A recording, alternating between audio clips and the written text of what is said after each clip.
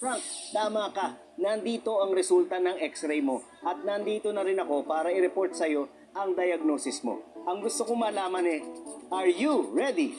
Yes, Mantaning, I am ready! Gusto ko na pong malaman ang lagay ng baga ko. Okay, bale, may nakita akong mass dito sa right ng mo, no, na kumikilos pa northeast sa left region ng kabilang baga mo. Nagdudulot ito ng matinding pag-ubo na tatagal ng mga 2 to 3 weeks. Kaya pala, loko. Yes, Frank, makakaramdam ka rin ng hirap sa paghinga at kawalan ng energy dahil yan sa patuloy na paglaki ng tumor mo na lalong magiging sanhi ng pag-intensify ng iyong ubo. Ang nalalabing bahagi ng baga mo na makikita mo dito ay meron na ring cancer. Mantaning, dali po lininawin ko lang po.